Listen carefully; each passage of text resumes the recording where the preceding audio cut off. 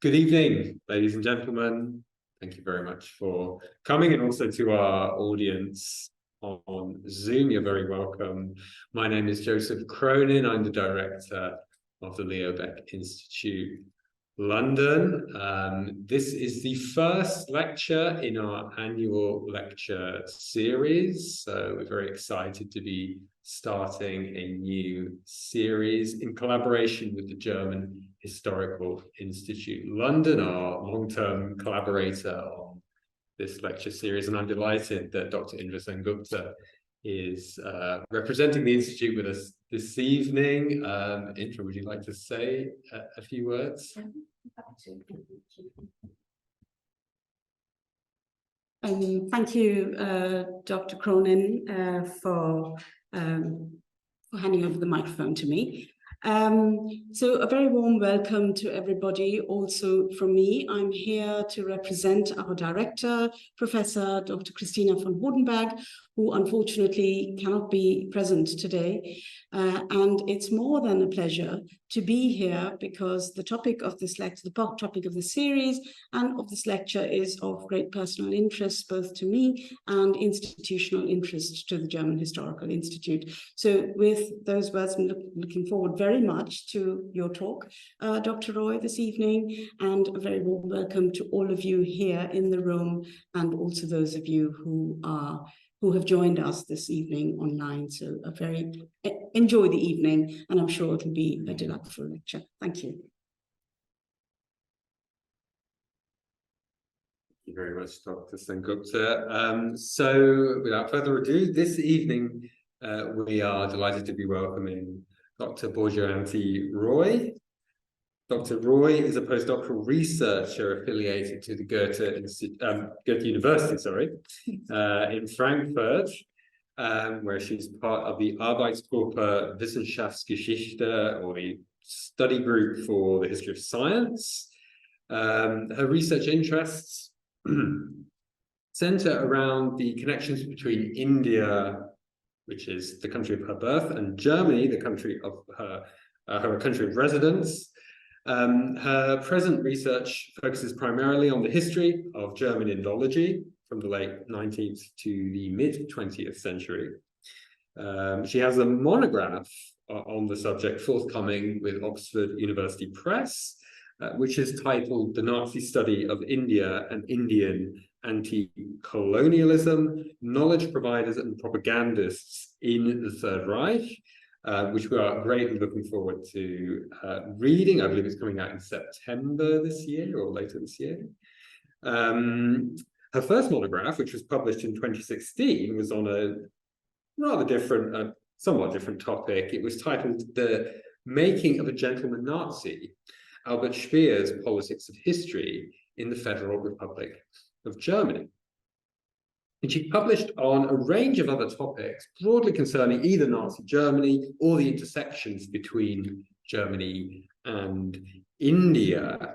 These include the attractions of Eagle's Nest, Hitler's tea house, the trajectory of the Indologist Heinrich Zimmer in the Third Reich, about which we will hear more this evening, and the state of knowledge about the Holocaust in present-day India.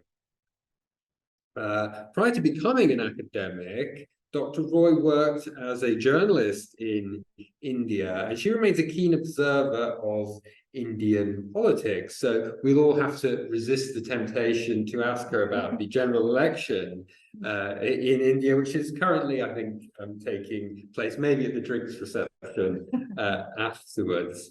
Anyway, I'm sure you will all join me in extending a very warm welcome to Dr. Baijayanti Roy.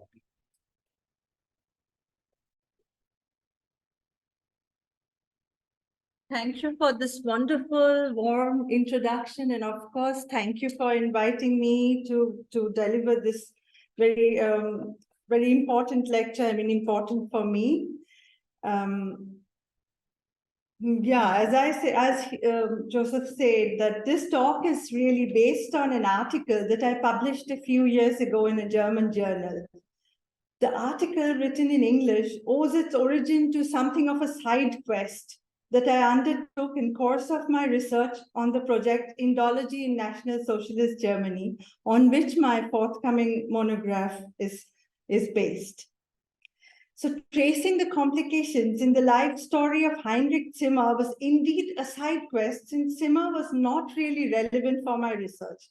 My research focuses on German Indologists or scholars specializing on India who were complicit with the Nazis. I had no reason to investigate Herr Zimmer, since he is known to be a victim of the Nazi regime. This side quest started when I received the information that a correspondence between Heinrich Zimmer and a lady called Mila Esslinger, with whom he had a long extramarital relationship and 3 children, has arrived at the German Literature Archives at Marbach. I was informed that the correspondence had interesting stuff related to the years of Nazi rule. My curiosity was piqued and I decided to travel to Marbach, also because it is a picturesque town on the river Neckar. When I read the correspondence at the archives, I was surprised and shocked, since it complicated not only the established life story of Zimmer, but also the conventional binary of collaborator and victim as far as the Nazi persecution of the Jewish people or people whom the Nazis construed as Jews are concerned.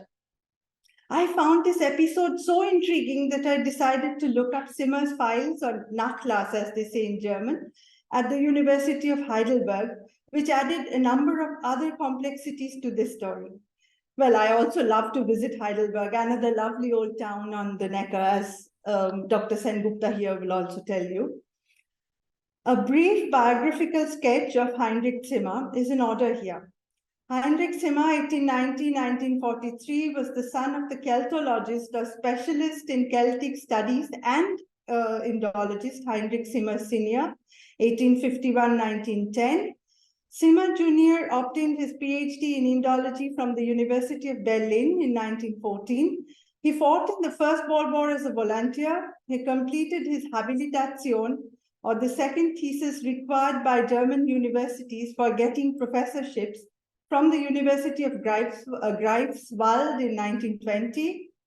In 1922, he joined the University of Heidelberg, where he started to teach in an untenured position with a modest stipend. In 1926, he was given the honorary title of professor, though he was not given tenure. In 1928, Zimmer married Christiane von Hofmannsthal, daughter of the famous Austrian poet and librettist Hugo von Hofmannsthal. The couple had 4 children, 3 of whom survived into adulthood. Hugo von Hofmannsthal's family had converted from Jewish Orthodox to Catholic faith a generation back.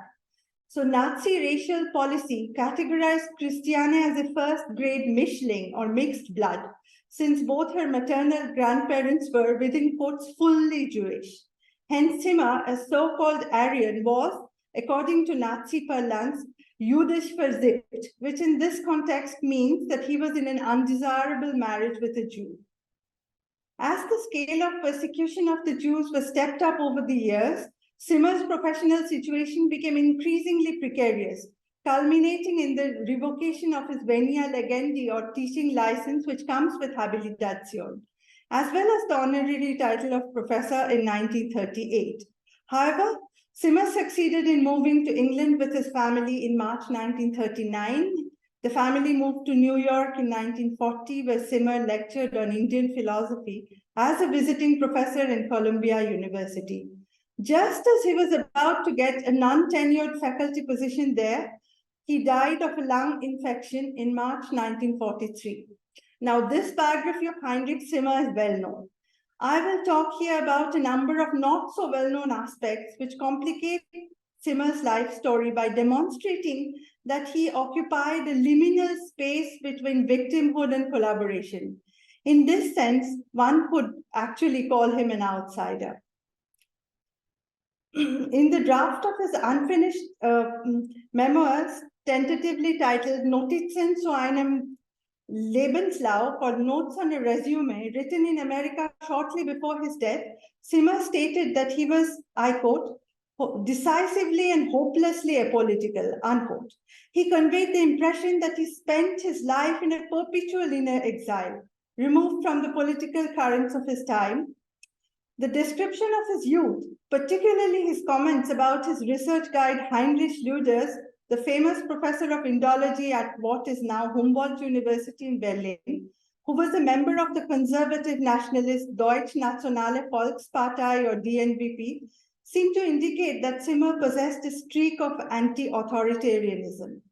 Zimmer wrote in the draft that after the First World War, he became mentally free of the generation of his academic predecessors, whose scholarship was focused solely on philology and positivism. To quote the scholar Wendy Doniger, these German scholars, mostly they were men, but they were people obsessed with nouns and verbs, and whose politics had brought a disastrous war upon the country.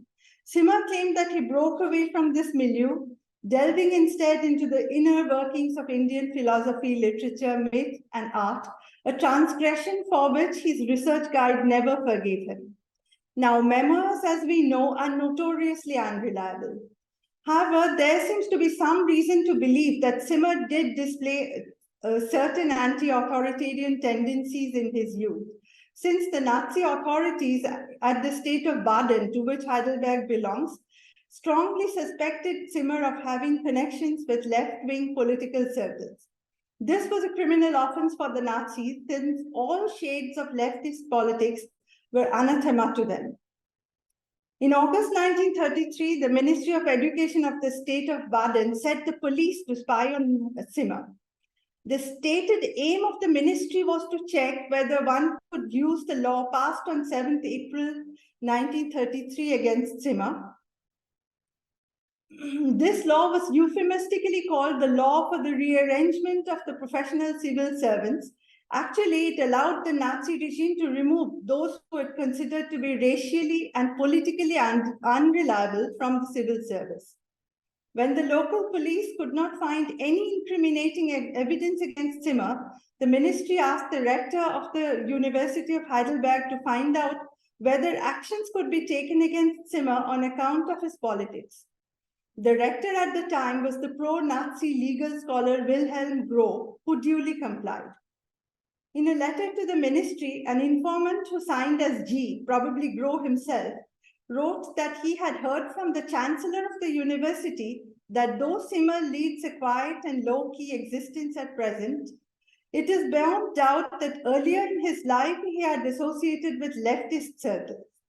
In answer to a renewed inquiry a year later, G informed the ministry officials that he had heard from the chancellor that Zimmer made, I quote, oppositional remarks, unquote, about the Nazi regime, but the chancellor could not offer any proof to support this claim. The same question and answer pattern was repeated in 1935, to which G also added a secret report on Zimmer written by a certain Professor Stein. It is very likely that this Professor Stein was none other than the pro-rector of the university, Johannes Stein, professor of medicine, director of the university clinic, member of the SS, as well as the head of the National Socialist Teachers Association at the university. So this kind of multi-functionaries were the academics who made good career progress under the Nazis. The persistence of this question-answer pattern indicates that Zimmer had possibly displayed some interest in left-leaning politics in his student days in Berlin. But it also appeared that he had changed his political views after coming to Heidelberg. Such a transformation, as we will see, was not uncharacteristic for Zimmer. At Heidelberg, Zimmer was part of a circle of young academics. The group called itself in Calcutta in Latin, means not calcified. This group was politically oriented towards conservative German nationalism. In any case, it was not his doomed leftist leanings, but his wife's Jewish ancestry that made Zimmer's situation increasingly precarious, especially after the proclamation of the Nuremberg race laws in 1935. Already in 1934, Stein had informed Director Groh that Zimmer was not married to an Aryan, and one could not treat Zimmer differently than the others who were in a similar situation. Zimmer's fate, he added, I quote, would be a hard but necessary one, unquote. Till 1935, however, Zimmer's situation was somewhat unstable, but the Nazi authorities had not taken any concrete steps against him. This was due to reasons of Kulturpolitik or cultural diplomacy. The Nazi regime was still sensitive to international public opinion. Since Zimmer was an internationally known scholar, the regime did not want to tarnish its image in the eyes of the world by ousting him. Also, during this period, the Nazi authorities felt that it was not yet appropriate to take direct measures against prominent persons of Jewish origin, like the daughter of a cultural icon like Hugo von Hofmannsthal. Another factor that contributed to the initial reticence of the authorities was the ambivalence of the Nazis regarding the so-called mixed marriages, at least in the first 3 or 4 years of their rule. Such marriages represented a unique challenge to the Nazi regime. On the one hand, such, within quotes, intermarriages were affronts to the Nazi ideal of a racially pure and homogeneous national community or Volksgemeinschaft. On the other hand, the regime was reluctant, at least in the initial years, to provoke protests and dissent by breaking up families, since the dictatorship needed a degree of domestic peace and popular support. Moreover, the authorities of the University of Heidelberg, as well as the Ministry of Education in Baden, were only too aware that at this point there was no legal foundation for the dismissal of the so-called Jüdisch versipped professors. Similar considerations delayed the dismissal of the famous professor of philosophy, Karl Jaspers, whose wife was considered to be, within quotes, fully Jewish. The eventual expulsion of Jaspers in September 1937 was presented as voluntary retirement on grounds of ill health by the Ministry of Education, which ensured the philosopher a pension. Dark clouds were, however, gathering on the horizon. From about 1936, the university authorities seem to have quietly begun preparing for Zimmer's eventual dismissal. From the winter semester of 1936-37, Hermann Guntert, the pro-Nazi specialist of German language and Indo-European religion, began to lecture regularly on ancient Indian themes, which generally belonged to Zimmer's teaching area. This move was in all likelihood aimed to marginalize Zimmer. Between 1936 and 1939, the regime radicalized its racial politics by increasing its persecution of Jews. This was the time when the Nazis achieved a remarkable degree of control over the University of Heidelberg. Such control was established, in the words of the historian Stephen P. Ramey, I quote, by imposition from above and accommodation and acquiescence from below, unquote.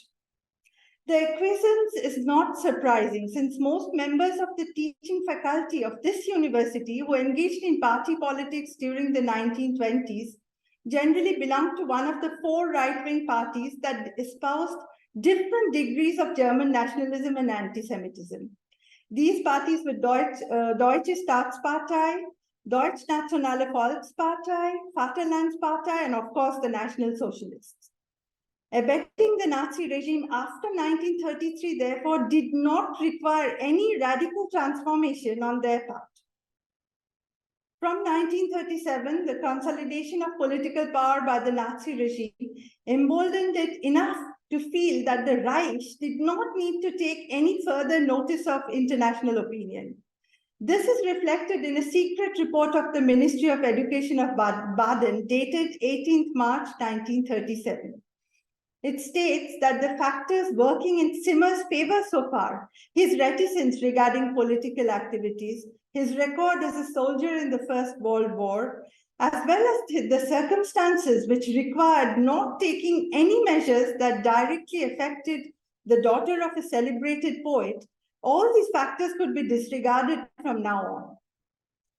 The background to this report was the passing of the German Civil Servants Law on 21st January 1937, which stipulated that not only the civil servants but also their spouses needed to be Reichsbürger or citizen and not Staatsbürger or subjects.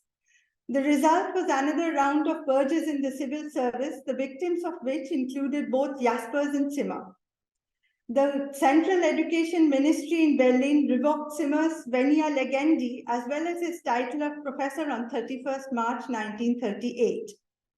Meanwhile, Zimmer's mobility was increasingly restricted. As he sought permission from the Ministry of Education in Berlin in October 1936 to undertake an educational trip to India in 1937 as an academic guide or wissenschaftliche Leiter of a travel group, his request was turned down. Officials from Berlin informed the University of Heidelberg that since Zimmer was married to a woman not of German blood, this is within quotes, he was unsuitable for this role. The Ministry of Education, however, instructed the rector of the university not to divulge the real reason for the rejection to Zimmer. This is evident from the letter of protest that the then rector Ernst Krieg sent to the ministry in reply. And the protest was not out of sympathy for Zimmer. Krieg, a committed National Socialist, was concerned that Nazi Germany's international reputation would suffer. He claimed that even if Zimmer was not told about the actual cause of the refusal, there was the danger that it would become internationally known through other ways and the standing of German academia would be compromised. So till the end of February 1937, Zimmer was not officially informed by the ministry about the ground for this denial. By the time the official answer, which openly declared Zimmer's so-called Jewish kinship or jüdische Versippung as the ground for the denial of permission, by the time it reached Zimmer, the travel date was long past. Zimmer had complained unsuccessfully in January 1937 to the Dean of the Faculty of Philosophy at the University of Heidelberg about the delay of the ministry in answering his application. What is interesting about this letter is that the letter that Zimmer sent to the Dean is that he ended it with the salutation Heil Hitler. This brings me to the political compromises that Zimmer made during this time, a subject which has received little attention from historians. Zimmer tried in different ways to answer the demands and expectations of the regime. He perceived early on that the Nazi authorities were aware of or suspected him of harboring left-wing sympathies, which could have life-threatening consequences for him. So he tried to put such suspicions to rest through an official disclaimer to the University of Heidelberg dated 14th October 1933. In this disclaimer, Zimmer affirmed that he was aware that any kind of relationship, even an unofficial one, to the SPD or the KPD, the Social Democrats and the Communists, was forbidden. Zimmer's attempts at appearing to conform to the Nazi regime's political ethos led him to join the NSB, or Nationalsozialistische Volkswohlfahrt, the welfare organization of the Nazi Party, in 1935. Nazi propaganda had convinced many ordinary Germans that a membership in this organization contributed to making the Nazi ideal of Volksgemeinschaft or national community a reality. The national community was, of course, built on the nation of racial purity and ideological conformity. It included only those who belonged to who conformed to these and excluded those who did not belong to these categories.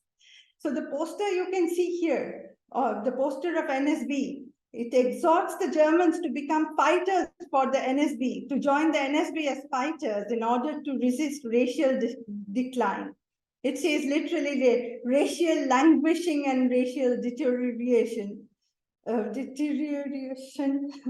presumably of the Aryans.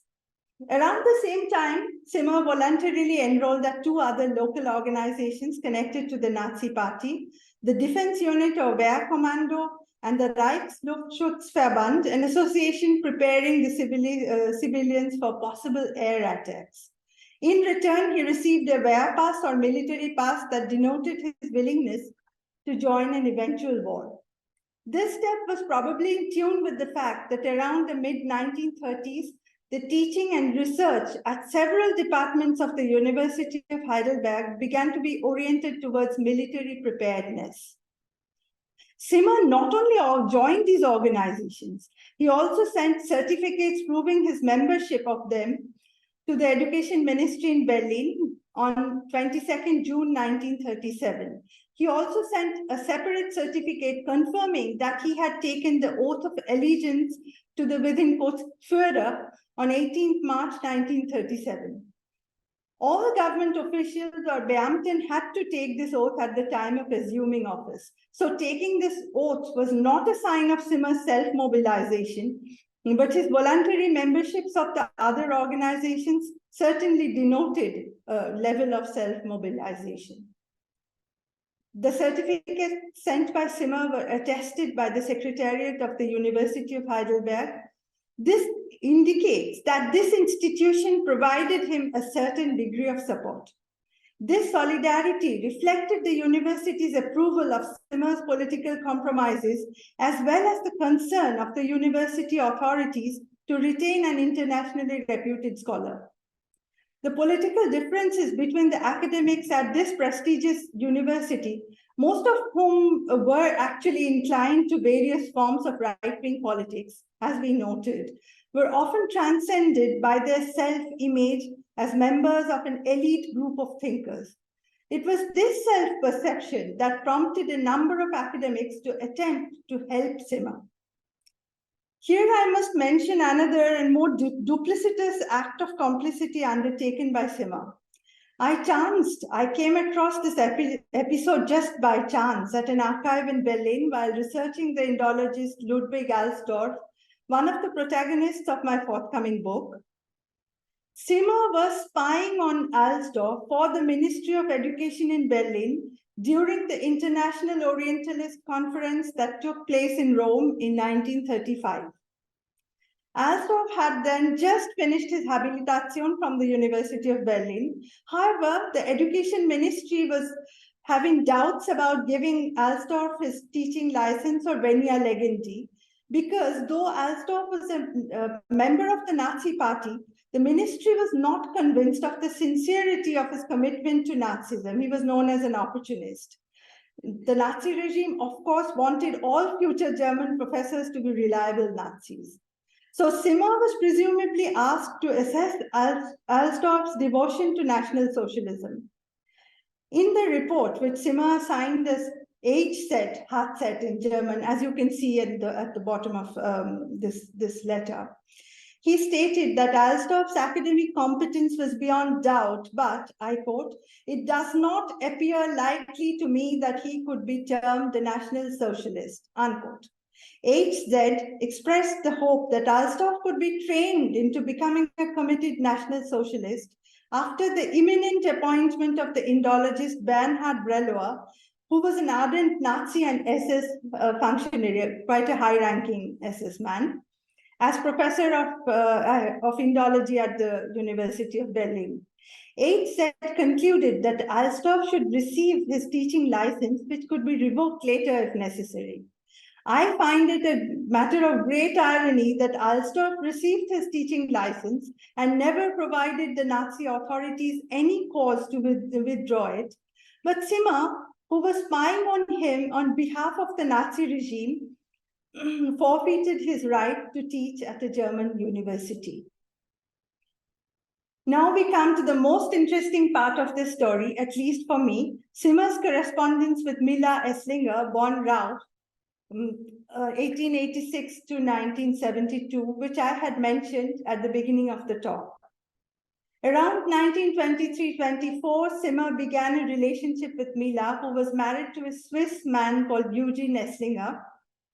Zimmer and Mila corresponded from about mid-1920s until 1941, when America entered the war and Zimmer couldn't write anymore from the US.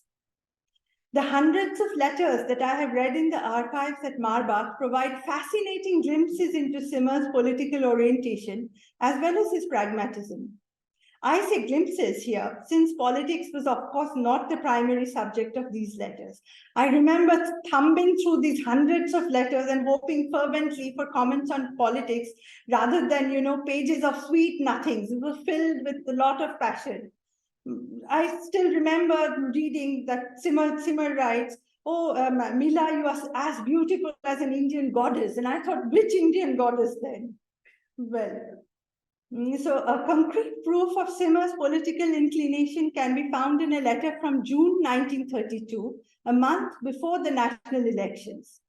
Zimmer wrote that he and Christiane would vote for the Deutsche Zentrumspartei, which represented political Catholicism.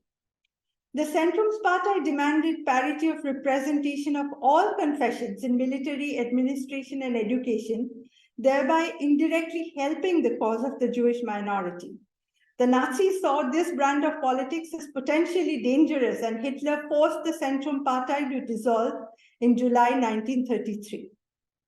Another letter from July 1934 points to Zimmer's deep attachment to Catholicism as well as his aversion towards Nazism. Zimmer lamented that for the young people, Christianity had no significance compared to the brown wave, within quotes. It disgusted him that people could abandon the centuries-old tradition of Germany for, I quote, the so-called Nazi revolution against the party program of which everything else was superfluous, unquote. Here it is pertinent to mention that though Zimmer found Nazism unattractive, he was not free from prejudices about Jews. Phrases like, I quote, the doting love of a Jewish ghetto mama, unquote, or, within quotes, the cloying sweetness of Jewish petit bourgeois came up occasionally in his letters to Mila. In a letter written to 1936, he described his recent meeting with the Indologist Betty Hyman in London, where she had immigrated, as having to endure, I quote, the infantile self-aggrandizing of a little spoiled Jewish girl of about 48 years, unquote. So he was also rather misogynistic. Evidently, he regarded his wife Christiane not as a Jew, since she was raised a Catholic. The letters to Mila show Zimmer's increasing despondency as well as his desperation as he made public displays of loyalty to the Nazi regime while despising it in private. In March 1933, he wrote to Mila from Vienna that the situation there was probably conducive to a transmission of the politics from the Reich, within quotes. He had the premonition that, within quotes, both the immediate and the distant future looked troubled, unquote. Premonition turned to despair in the course of a year, as another letter to Mila, written in July 1934, shows. He wrote, I quote, I will not be able to shed the nightmare of the present situation soon, unquote. On that day, Zimmer had read in the newspaper about the purported suicide of Erich Mühsam, the Jewish origin left-wing political activist and writer, in the protective custody of the SS at Oranienburg near Berlin. Maybe he doubted whether he would ever be set free, wrote Zimmer, not knowing that Mühsam was actually murdered by the SS. However, Zimmer was not one to lose himself in despondency. In March 1933, he wrote to Mila that it was good that she and their children were relatively immune to the political waves in the countryside where they lived. He advised Mila to go to the church regularly so that she could ask for the parish priest's protection if the need arose. The situation was difficult for Mila as well, since Eugene Esslinger, her husband, and officially the father of the 3 children she had with Zimmer, was Jewish. In his professional life, Zimmer made constant concessions to realpolitik. A particularly prominent example of such compromises was a letter that he wrote to Mila on the eve of May Day 1934. He wrote that Heidelberg was full of swastikas in preparation for the May Day procession, in which he had decided to take part. He planned to listen to Hitler's speech afterwards. He also hoped that Mila would dutifully display the swastika at her window. It must be mentioned here that such political compromises were not rare among academics at the University of Heidelberg or in the German academia in general during the Nazi dictatorship. Few individual scholars dared to stand up against the regime. Zimmer continued to find ways and means to protect his lover and their children from Nazi persecution. In 1937, he wrote to Miller that it was opportune that their son Pepo, or Ernst Michael, was attending a boarding school in Freiburg in Switzerland because that was the smoothest way for him to acquire Swiss citizenship. 2 years later, from his exile in Oxford, he congratulated Miller for her successful divorce from her Jewish husband and advised her to give the children her own non-Jewish maiden name.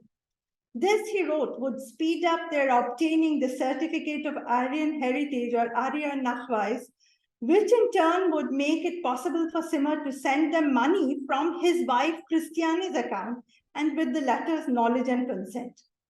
Christiane Zimmer seemed to have accepted the other woman in her husband's life with a surprising lack of animosity. She is actually the real hero of this story, and somebody should really research and write on her.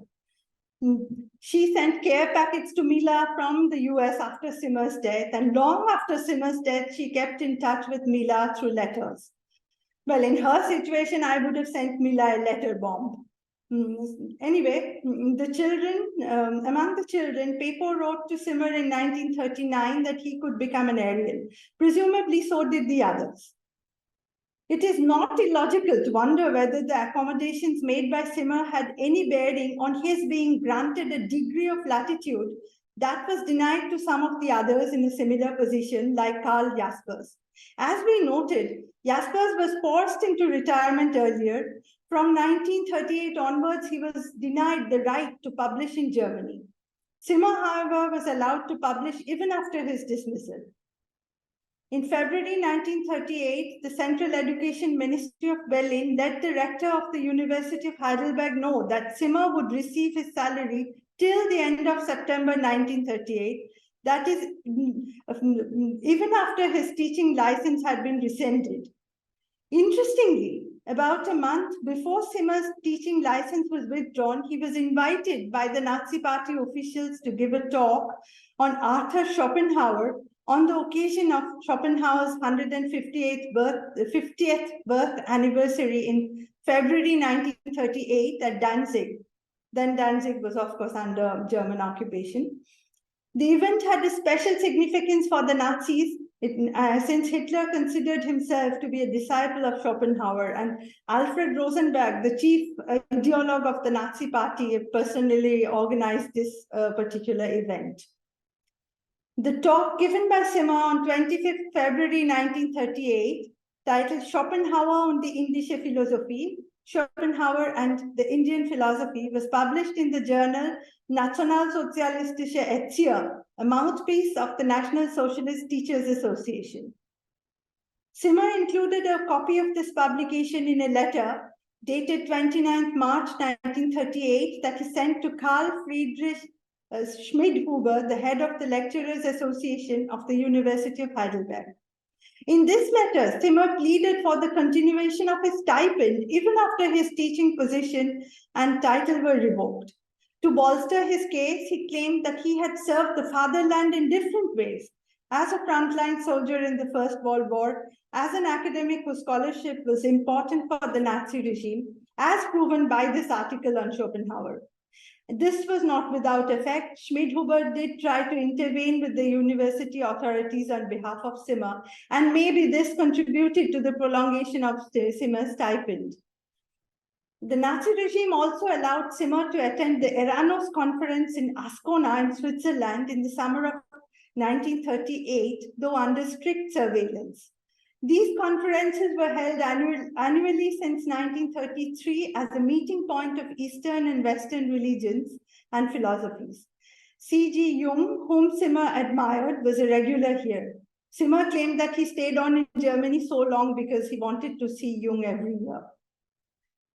Unlike in the earlier years, however, in 1938, Zimmer was ordered to get in touch with the external cell of the NSDAP, the Nazi party, as well as with other German officials in Ascona, who would supposedly, I quote, assist him in his endeavors and his evaluating his stay, unquote. In other words, Zimmer was required to provide a report on the conference to the Nazi authorities. So we have here another instance of the espionage in which the Nazi regime kind of thrust on Zimmer. A secret memorandum in June 1938 from the External Affairs Ministry in Berlin to the Ministry of Education in Baden indicates that the university authorities of Heidelberg, particularly the Association of Lecturers, appealed in favor of Zimmer's restitution, primarily because he was a scholar of international standing. Nevertheless, one wonders whether this association would have appealed for Zimmer if he had not demonstrated his readiness to collaborate with the Nazi regime.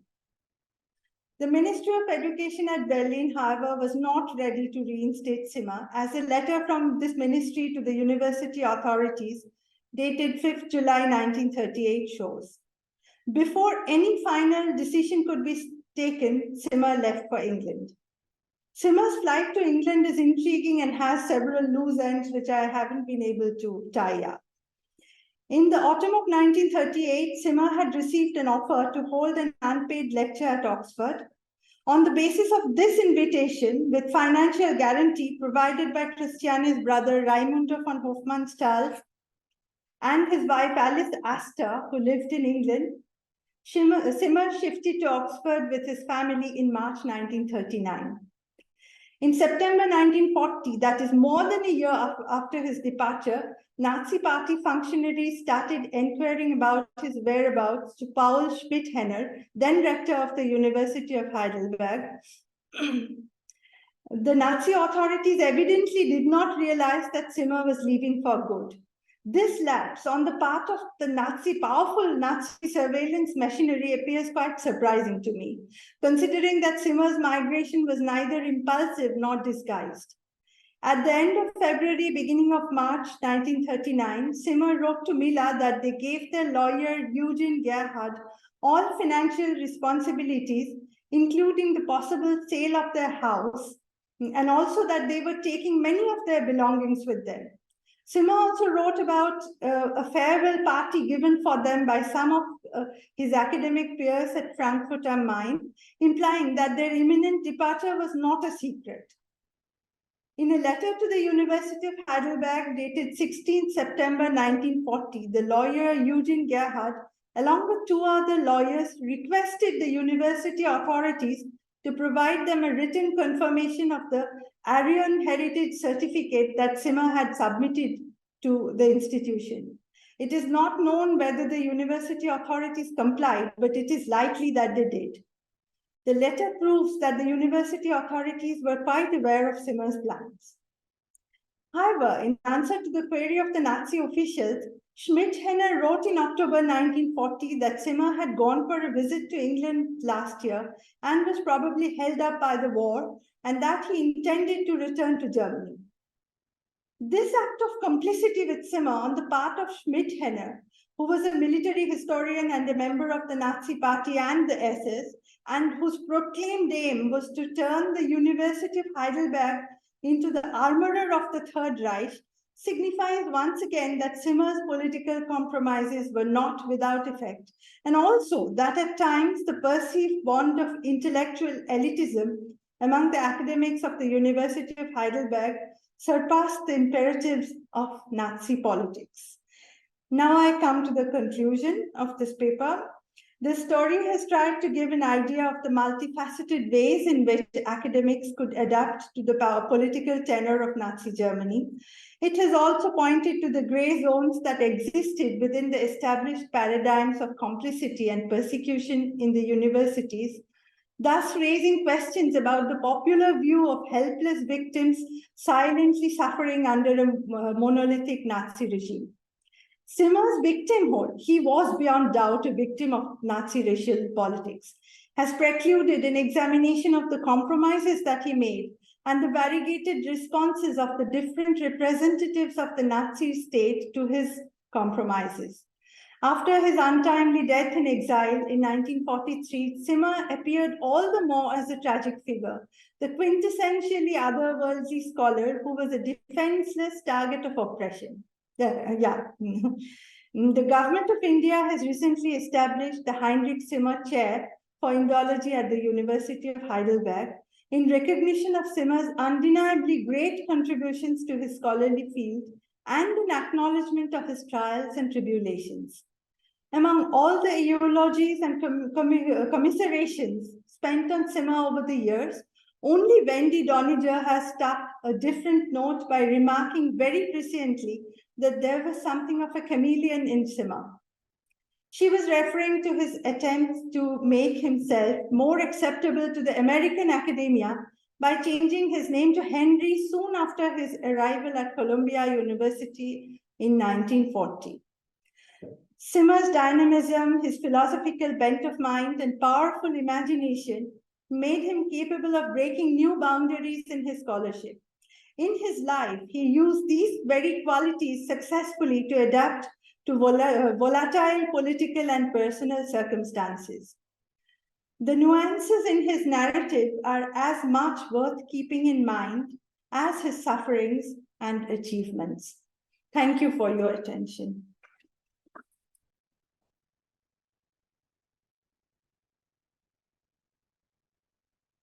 Well, thank you very much, Dr. Roy, for that fascinating. No, I'm fine. Thank you. Fascinating sort of deep dive exploration to this one figure and the complexities of his character, which I think is important to address. We'll take questions both from the room and if you're on Zoom. You can either type your question into the chat and we will read it out, or if you prefer to read your question out or speak your question yourself, please just indicate that in the chat and we will come to you. For the time being, are there any questions in the room for Dr. Roy? Yes. Were there similar cases, were there similar people, you know, in this kind of situation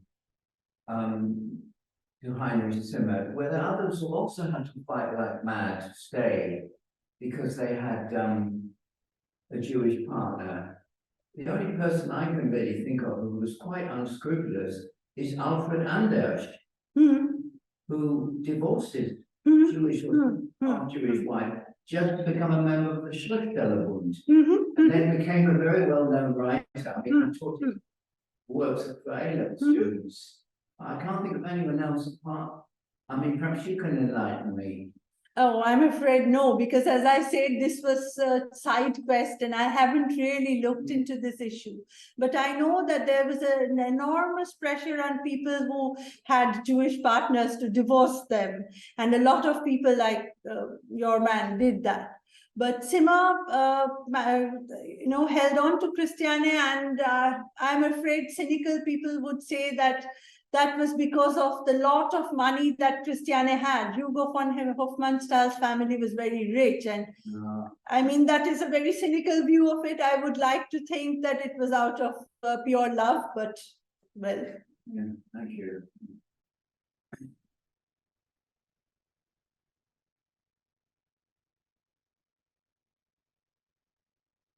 Unless there are questions from the online.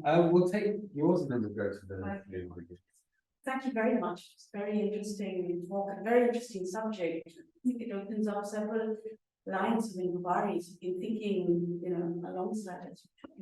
But I'm interested, well, I'm asking you two very basic questions, actually, nothing conceptual or anything, but really conceptualized. Zimmer, or perhaps a comment, which is, I think it shows, your paper shows very persuasively how you know, individual subjectivities are molded by these regimes, but also ways in which, you know, not just academics, but all manner of professionals make compromises in order to survive, and still do, you know, people survive despotic regimes and try to, by appearing to collude with them or least not get in it and hide behind certain facades. And I think there's a lot that can do with the subject. Two specific questions. One is about the point you made about Zimmer being spying on Ludwig Alsdorf. What is your evidence for that? Do you find evidence? Was he actually dispatched? And is there any correspondence regarding that? And the second question, I'm really interested in the correspondence between Heinrich Zimmer and Mila Esslinger. And so my question is about the corpus itself, since you had a look at it, and you say it's quite an extensive corpus. Does it consist entirely? Is that the entire Zimmer Nachlass, or it's just the correspondence between Esslinger and Zimmer? And does he talk about other things? And more importantly, do you have Mila Esslinger's responses to him? How did he engage with this? Because it seems to me that these are two individuals who are trying to, reimagine themselves and reconstruct themselves in this new order. And I was just wondering if it's about this.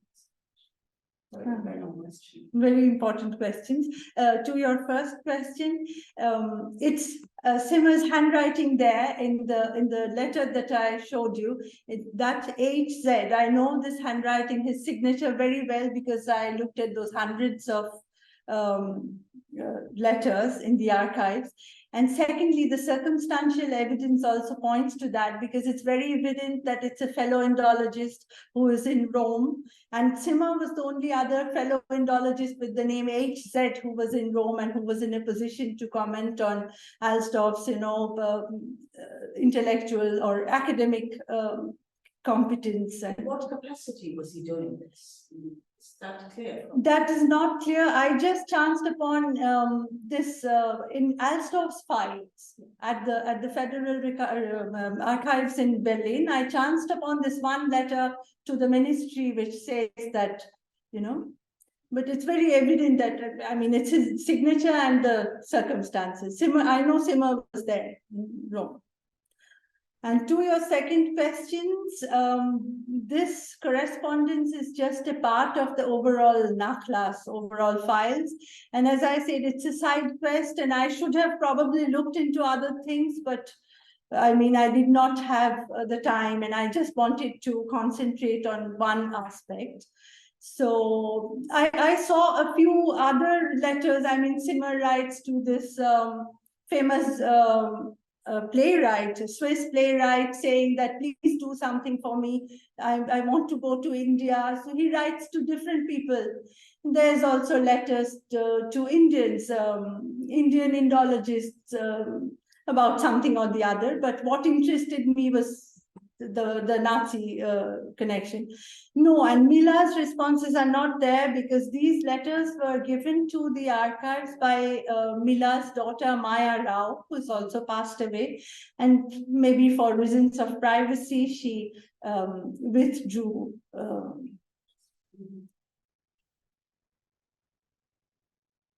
We have a question on Zoom from Kai Schiller. Professor Kai Schiller, or Kai, whenever you're ready, please go ahead. Thank you very much. Thank you for that really interesting paper. It's I think more like a comment. Well, first of all, there was the question of whether there were other cases. There are two famous German actors, Hans Albers and Heinz Rühmann, who had Jewish wives and who separated under the pressure. So there are quite a few cases, I think, where that was the case, and where Zimmer wasn't really that different. I've just, I don't know, just looked. The other thing perhaps worth mentioning is you mentioned the von Hofmannsthal's wealth. There's also the point to be made that Zimmer and Christiane von Hofmannsthal were a couple, I think, from the early 1920s onwards, and they were quite famous in Heidelberg as a sort of society kind of society figures in Heidelberg. So they appear, I think, for example, in newspaper articles on a sort of local level, and so I wouldn't rule out love. And the other point perhaps worth making is that if you look, I just looked at images of Christiane von Hofmannsthal, and she was the exact sort of physical opposite of Mila. And to some extent, you know, I wonder whether there's a kind of sort of polyamorous sort of whether one could take a polyamorous view that, you know, he had this relationship and he was also obviously married and he had lots of children with both of them. So I thought that was interesting as well. But this is all in the realm of speculation. I'm not sure whether you want to comment on these points, but I just thought it's worth adding on to what you said. Thank you very much again. I would like to share a little bit of gossip. I was given the information, not confirmed, that Zimmer had another lover at the University of Bremen. And somebody told me, go and see whether there are also hundreds of letters and 3 more children there. But I found that quite frightening, you know. I mean, they say a sailor has a wife at every port, but a university professor has a lover at every university. Is kind of very difficult to deal with for a researcher. So, yeah. Yeah, I suppose gossip isn't gossip when it's historic. It becomes an important source evidence. We have another question on Zoom from Rudolf Moos. Please go ahead. Hello, yes. Well, thank you very much. I found that very interesting, not least because I knew nothing about this before. However, I would like to add a comment, and that is bearing in mind countless analogous cases. I did not see in what you were saying any really serious compromises that Zimmer made with the regime. There's no attempt to join the Nazi party. There's no attempt, as far as you said, to join the Hochschulbund, the League of University Teachers.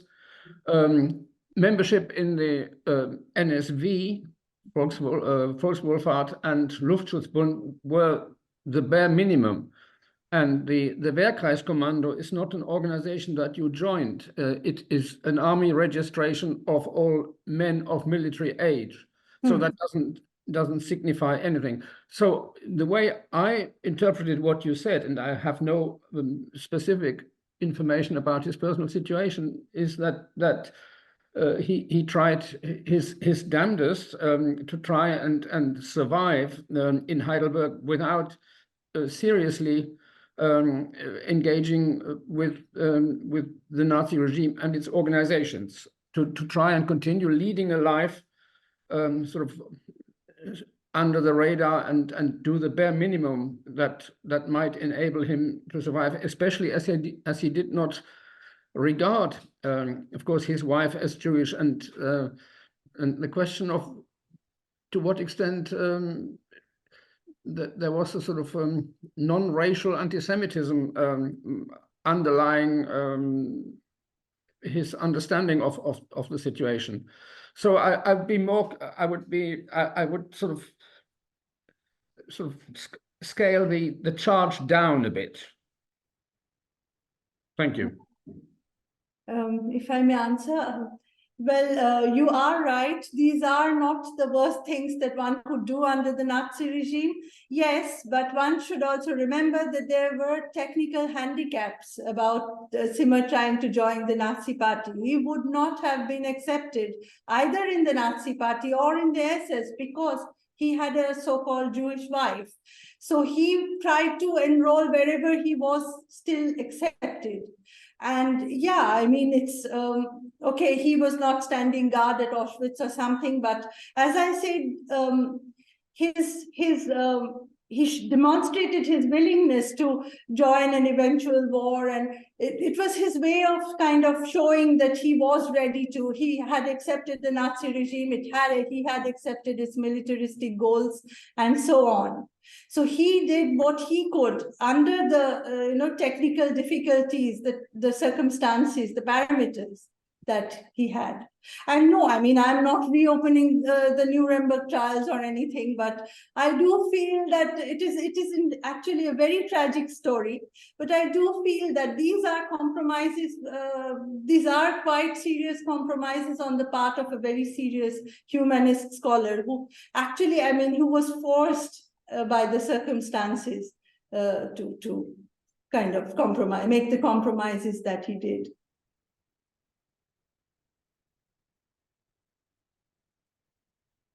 Yes, I mean, if I can just ask a small question, the title of this lecture series overall is Outsiders, and I suppose initially I assumed that Zimmer was something of an outsider, maybe not within the academic community, but certainly in terms of the society in the Third Reich. But after hearing the lecture, I'm now wondering the extent to which that was the case, or whether the kinds of choices that he made actually make him quite a representative figure, albeit one, in a particular field with a particular profession. But these seem to be very kind of, how would you say, human things that the kinds of choices that with hindsight, appear very problematic indeed. To what extent do you think he represents the broader swathe of Nazi society in that respect? As I said, I mean, he occupied a somewhat liminal space between victimhood and collaboration. And I think that would be true of a whole lot of people. I cannot imagine that he had been the only one to make this kind of compromises, but academically, he was certainly something of an outsider. He was an avant-garde because he started working on the kind of stuff which were kind of looked down upon. And his works reached a very wide audience. They are still read in translation in India. Some people tell me, oh, Zimmer, I learned about Indian art by reading his books. And that was at a time when people were reading the Vedas and doing, nouns and verbs and so on in Sanskrit. So academically, he was an outsider, and which is why he was never given a proper full professorship. If you look at it, he had this stipend, and he was just called professor, but he did not have a proper confirmed civil servant tenure. So that's there. And I would say that he was not at all an exception in what is exceptional is that he was a scholar and a humanist, or if you read his writings, a deeply humanist person. And for that kind of a person, being so anti-Semitic in a certain way, being so cynical in certain ways, that is somewhat, I find it that makes him something of an outsider. He's not just, just anybody. He's a trend-setting scholar. He's a humanist. He has a great love for, humanist ideals. And that kind of a person is spying on his junior, and, so that the regime makes him very cynical. And in that ways, I think, given who he is, he's something of an outsider politically too. He's in Zentrumspartei, which is banned by Hitler. So politically, he was kind of neither here nor there.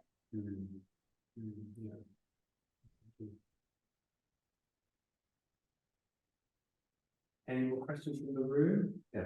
I just wanted to conclude, one of the most extraordinary contradictions about the Nazi regime, and when you think that Hitler hated everything and everyone, yet he respected the family as a social unit.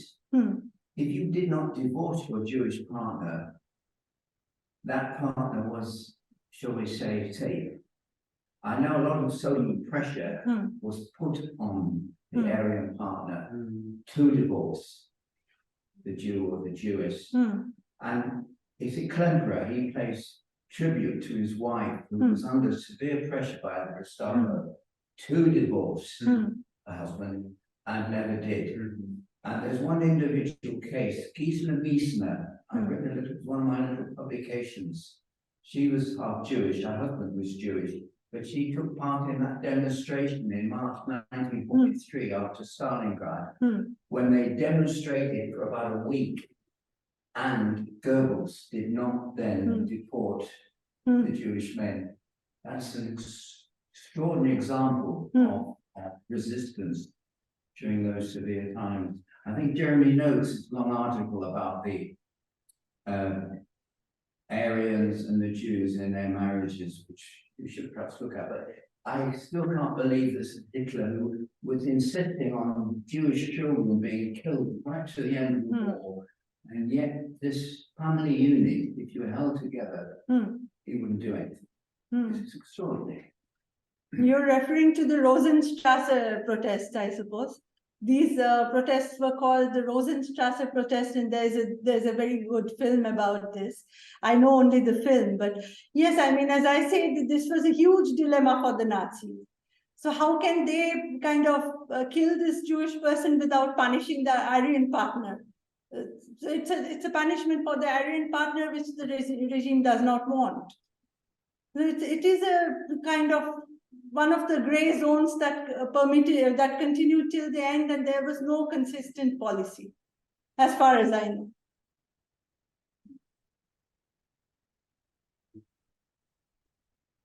Oh, I don't see any more questions on Zoom. Sorry, it's been a very fascinating talk and a lot of food for thought. I would like to return to your to Zimmer as an Indologist, as an outsider, you know, and perhaps raise 2 points. The first is that, I mean, when he was writing, it wasn't just, you know, language studies that were the dominant feature of Indology. I mean, the Indology had become much more sophisticated discipline by the 1920s and 30s, and his predecessors, I mean, people like Fischer, writing in the early 20th century, early 19th century, early 20th century, they had already made that shift from language to studying religion, philosophy. Religion was back in the late 19th century. So, philosophy, drama, ancient poetry, Kalidas. This becomes quite a big thing. So I mean, perhaps I'd like to urge you to rethink that conceptualization. Maybe there is something there, but it may be somewhere else. The second thing is, you know, I understand entirely the attraction of finding this material and finding an Indologist who is kind of in this liminal space. But what is it? What is the bigger point about Zimmer as an Indologist? What is specific to his profession, you know, his practice as an Indologist that singles him out for study in this kind of conceptual framework of an outside? Do you think? Because if it happened to a whole lot of people, what is it? I mean, I suppose what I'm trying to say is that you trace it down to some, you know, to a kind of a history of ideas or something in his writings or thinkings that you can, and I understand the ethical point that you're making, you know, how can a humanist do this? But, you know, I think history is full of a lot of humanists who are, you know, quite happy to collude with you know, very dodgy regimes. So what is it about Zimmer, the Indologist, that, you know, that would make this interesting for us, or interesting for you? Well, to answer your second point first, as I said, that Zimmer was the quintessential victim. He is named by everybody as a victim of the Nazi regime. You talk about the victimized Indologist, his name crops up along with people like Otto Strauss or whoever, I mean, a whole lot of them. So this was my image of Zimmer. I have, of course, not really worked on his works. I'm not competent to answer that. But this was the image that I had. And then I had read this correspondence and it kind of totally shifted. He was, as I say, he was a victim, but he was not a silently suffering victim.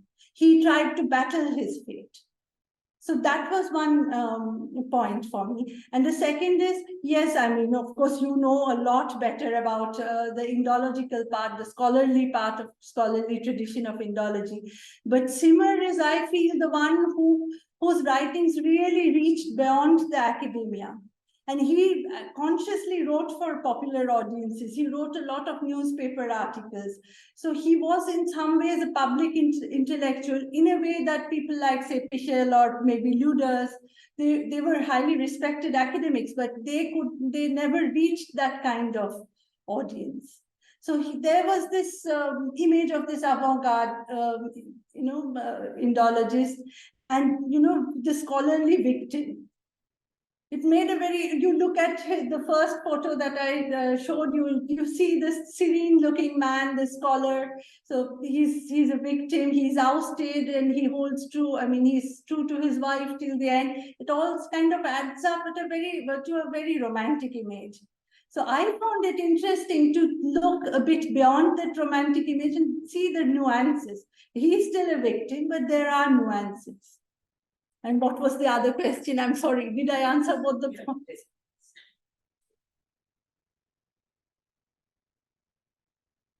Great, thank you.